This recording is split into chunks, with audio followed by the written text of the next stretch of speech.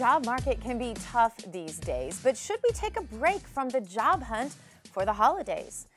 Well, career strategist Terrance Bowens says, no, we shouldn't. Terrance, nice to have you. Welcome to Smart Life. Thanks for having us. You know, I guess that's really my first question, because it feels like a lot of businesses almost just shut down over the holidays. So if you're already feeling a little hopeless and discouraged, it seems like you might encounter more hopelessness and discouragement if you're looking over the holidays, but you say not so fast. No, you know, sometimes companies will take a break. People go on vacation. There's the holiday season and all those things. But this can also be a time when recruiters are looking for folks, headhunters, temporary agencies. Lots of people are looking to fill positions sometimes before the beginning of the new year or to start right at the new year. So don't let go just yet, because this could be a prime time. Okay, interesting, because a lot of people are doing hiring in preparation for the new year. Okay, so one thing I think a lot of people wonder is, how do you find those headhunters, those recruiters? That's something that, you know, they just might not come knocking on your door. I know in my husband's case, one just came one day. He just showed up. My husband didn't even know really how it happened. But how do you find them if they're not knocking? Well, I'll tell you, there's something to them coming to your door. The key is to be found. And so how you're using things like maybe your LinkedIn profile or your networking things that you're doing, connecting with others, especially at like holiday parties and those kinds of things, you want to be found. And so what sort of presence do you have out in the job seeking arena? Do people know what you can do? Do they know what your skills are? How you can benefit a company? That's what you want to spend time establishing during this time. Okay, let's talk about social media, LinkedIn profile. I know that's the most businessy one. I happen to like it the least. But so what will give people looking for that great job, what will give them the edge in their LinkedIn profile or even in their social media? I think it'll be about connecting skills to results. So many times we talk about what we do, but sometimes we don't make the extra connection and talk about what happens when we do them. Interesting. You know? And so including things not only your skills and different responsibilities you've had, but also things like what happens when you use those skills. What results will you bring to a company? What successes have you had? Achievements, accomplishments. Those are the things that'll make you stand out. Because the employer wants to know what they're going to get if they hire you. So you've got to answer that, what are you going to get? And it's probably just not a pretty face. Right. Looking for. It's a what's in it for me kind of thing. Sure. And so as people are looking in this difficult economy, a lot of people are looking at jobs that maybe they're completely overqualified for. So if you are one of those people who's out there looking at jobs that you're overqualified for, do you hide your qualifications? What's the best strategy for someone who's really shopping beneath their real ability 10 years ago, for example? Yeah, you want to think business need. Okay. What skills or things do I have in my background that will meet the need of the business? That's what I'm going to present to the employer. There are lots of things I can do, lots of experience I have, maybe credentials like degrees and certifications, but what's going to signal to this employer that I can do the job they're hiring for? That's what's going to get them to buy into at least meeting with you. And then while you're interacting with management or whomever's making the hiring decision, that's when you want to constantly sell meeting the business need, because ultimately that's what it boils down. That's what it boils down to. You know? The other side to that for overqualified folks is really thinking about why you're doing this in the first place. The truth is, you probably should be looking for work that you're actually qualified to do. So am I just intimidated by the job search? Maybe I just don't know where to look for what I do, so I'm going to look for things that are easy to get? Or is this just one of those kind of make ends meet kind of opportunities that I'm looking for? That you sell on meeting the business need. People will buy into that more than a bunch of qualifications that may not apply to their need at the moment.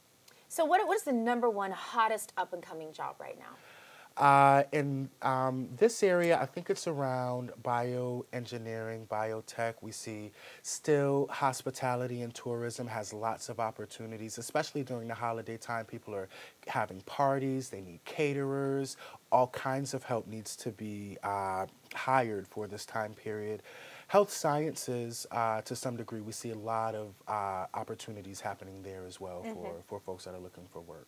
How do you advise people if they're maybe in a little bit of a rut and maybe technology's kind of passed them by and they feel like they're not getting the job maybe because they don't have the specializations that are popular right now, but they're already out of work, so paying for more school might not be the best idea. How do people balance that? Are you going back to school and getting more qualifications, or just continuing to look with the qualifications you have, especially if your deficit is technological? Right. I think that, well, you know, the great benefit to some of the technological skill gaps is that they can be easily filled without necessarily formal training. And so just going to maybe practice on some of the different computer applications that would be required for people to work, you know, like the way someone would sort of brush up their skills in Microsoft Excel. You can kind of get in the program and play with it.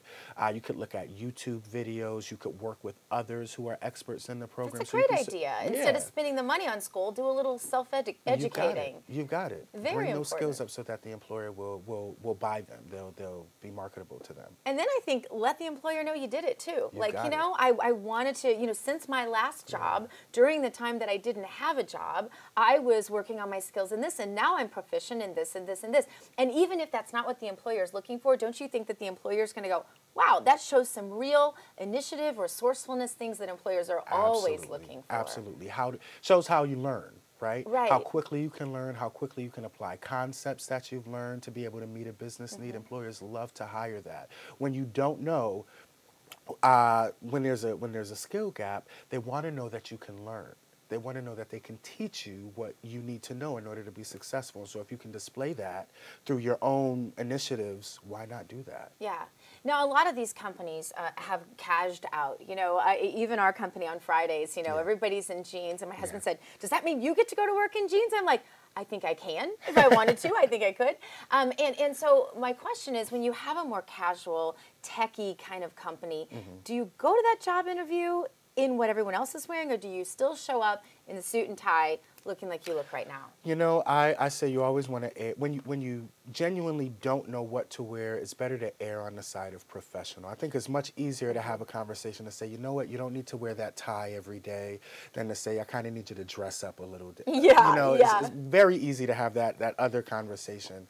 The other thing is you want to dress for the interview. Sometimes people will dress for the job and not really for the interview. This moment really should be impressive, and you should display yourself as the ideal candidate, and the company can kind of give you some pointers on really specifically fitting into the culture at the organization.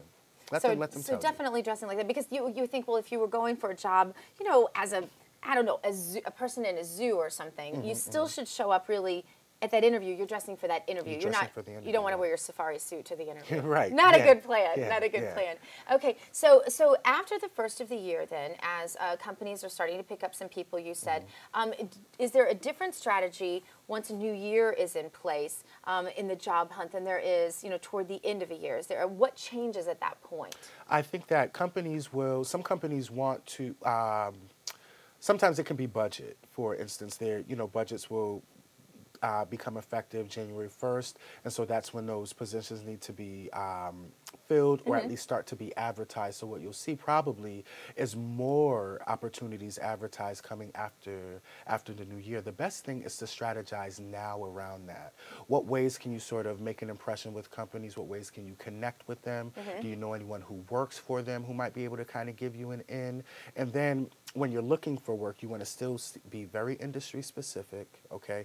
Job specific, job searches really work better than just kind of looking at overall industries and kind of looking at anything that you can do. Get very specific with your strategy so that you can have a plan around approaching employers, especially after the new year. It's going to be competitive. A lot people will kind of get back into the swing of things and start looking for work again. Employers will have more opportunities. Going to get very, very competitive. You need to strategize. And I think you want to avoid that I can do anything. Don't you think in the interview you just don't want to say, I can do anything. Whatever you need, I'm here to do it. You really don't want to say that. You do want to be specific. Absolutely. And then if the employer wants to say, well, hey, do you have skills in this arena or that arena? I think that's okay. Let the employer lead on that rather than you trying to say, I can do anything. Because nobody can do anything. And I think they like decisiveness, and they like, I think, somebody who who can articulate an idea and communicate that. Do you think that's important? Absolutely. Yeah. It's one of those things where if someone can explain to you exactly how they can meet your business need, exactly what they can do for you, that kind of becomes undeniable, rather than leaving the employer to think, okay, well, this person can do anything. How can I use them in this business? It's never up to the employer to figure out where you are the ideal candidate. Yeah. That's always the charge of it. You have to sell that. Yes, always the charge of the job seeker. I appreciate it so much. Thank you so much. Terrance Bowens. It is time to hear from you. Your calls and letters are next. 888-650-8176, 888-650-8176. You can go to the Smart Life page at moneybizlife.com. Click on Ask Dr. Gina, or you can go to the Dr. Gina page on Facebook or Twitter. All these possibilities, nearly endless. More Smart Life coming up with you right after this. You stay tuned.